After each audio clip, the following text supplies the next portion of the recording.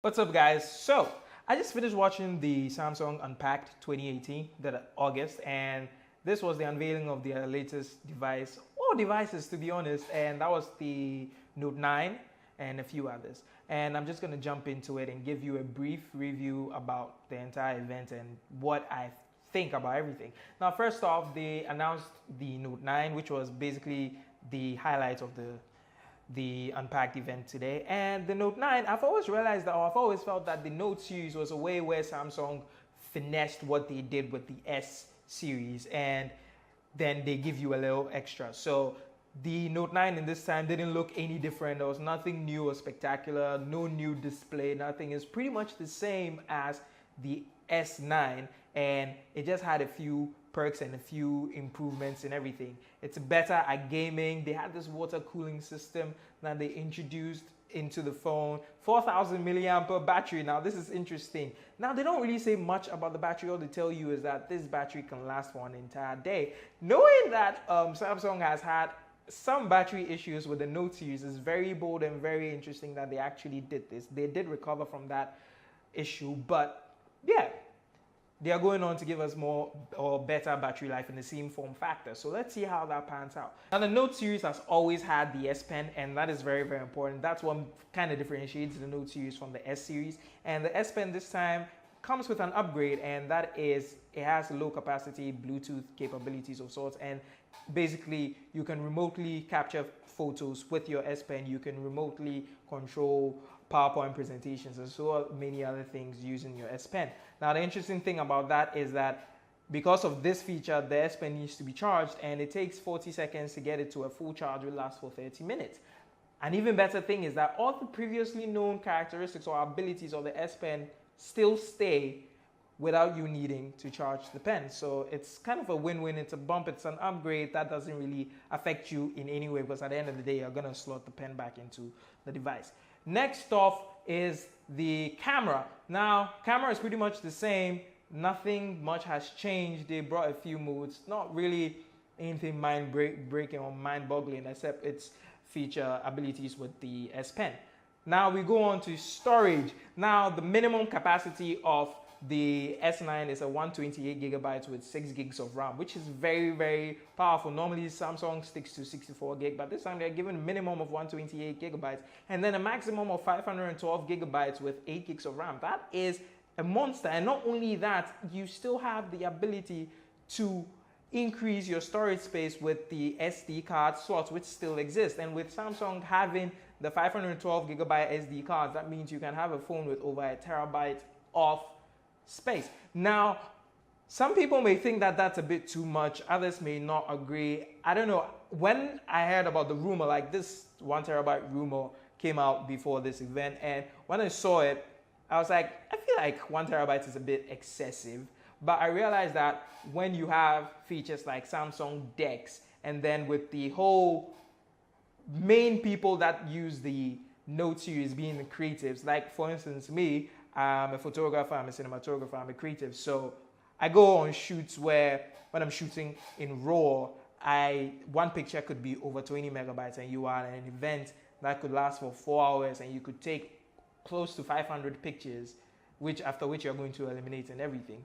And with the capabilities of the Note series, you can edit everything. And I saw the Mr. Doodle, he did some pretty good stuff, and you can use the Note series to juxtapose as your Wacom tablet, so you can get in there when designing and everything, and it looked really good. So you can edit your pictures and everything. You can do your Photoshop stuff, all your resources in there. With 8 gigs of RAM, you have a powerful device to be able to take care of all of that. So I feel like the 512 gigabytes of space, I mean, if you don't run out of space, it's still there. I don't see, it's not really a big problem for me. It's not anything that's going to take anything away from it. I was just surprised that Samsung, that produces SD cards, actually decided to create such a large space on their phone, because I thought it would affect their SD card market. But I guess they know what they're doing, and maybe many creatives complain about space. So yeah, we have that.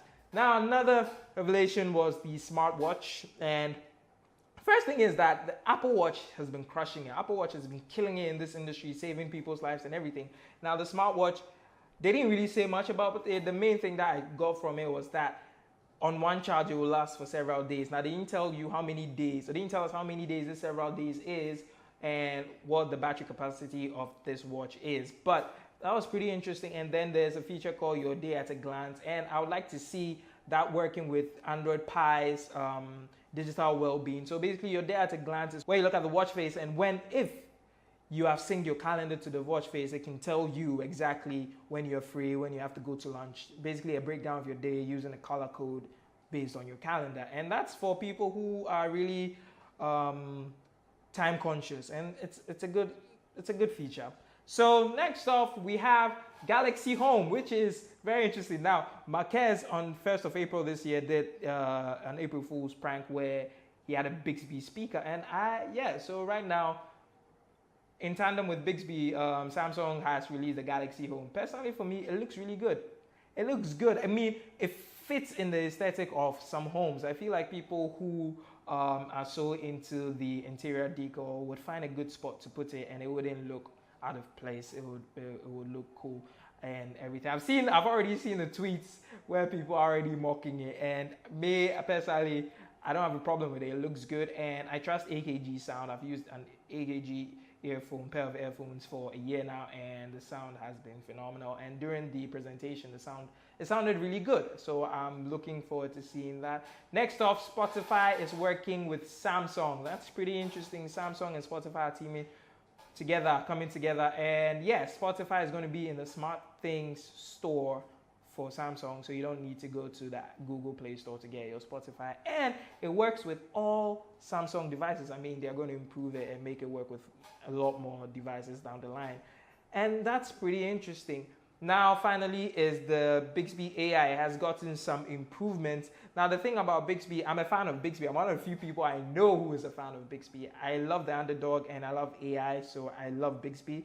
And Bixby has gotten an improvement in terms of contextual speech or contextual conversation, where it understands the context of the conversation. So if you ask it a follow-up question, it would answer you without you having to put in the major words required to trigger it to go through the search and everything. And also, it was able to, during the presentation, it was able to get a reservation and even book a ride without using a third-party app or using another app. That was very interesting for me, because with the Android Pie, that's the name of the new Android operating system, there's a feature called Slices where it's kind of interesting. It's basically mini quick ways of doing the most important things of that app. So if it's like an Uber app and you want to get a ride, you can use Slices. You can just search and it will just make it quick. You don't need to open the entire app to do all of that. And it was very interesting for me. So it seems like Samsung is trying to create an entire ecosystem, and that's pretty much it. Now, when DJ, that is the CEO of Samsung Mobile, came to talk, he said something that was very true. That is that Samsung Mobile is about one of the only company, if not the only company, that could give you a full ecosystem experience, in the sense that you leave home with your mobile device, and when you come home, you have a series of devices that you can connect to, and it creates a true ecosystem where everything is branded Samsung. You have your refrigerator, your TV, your air conditioning, everything, and now the Galaxy Home and everything. So it's very interesting that Samsung is doing that. I've always felt, ever since the Bixby was released, I've always felt that Samsung was planning or is planning on creating an operating system of its own. I don't know how true that is, but that's my theory for why this is all going to happen. And I love Samsung because of the whole ecosystem. I feel like they are one of the people who can fully attain an entire ecosystem where they influence every part of your life. And yeah, pretty much. So the Note 9 is going to be released on August 24th of this year. They haven't said much about when the Galaxy Home is going to be released, the smartwatches and other stuff. But yeah, it seems like a pretty good day. I think the Note will definitely be around $1,000 range. And yeah, I would like to get my hands on one and test it out. So Samsung Ghana, if you are watching, yeah, you can hook me up. So I'll catch you guys in the next one. Let me know what you think. And oh, before I go, everything about Android is still on your Note 9, in the sense that you still get your Google Assistant and everything. You don't have to use Bixby. You can still use your Android stuff. So that's pretty cool. And an improvement in gaming capabilities. Fortnite is coming first to Android on the Note 9. And that's pretty cool. It comes with a cool skin. It's called Galaxy, I think. Yeah. So let me know, what do you think about the Note 9? What do you think about the Galaxy Home? What do you think about everything that is going on right now? And the fall is about to start. That's when everybody is releasing new stuff. So this is going to be an interesting year. Definitely, I approve of this Note 9 in the sense that they don't want to bring out any crazy stuff for us to see just yet, because Galaxy S10 and Note 10 is going to be next year.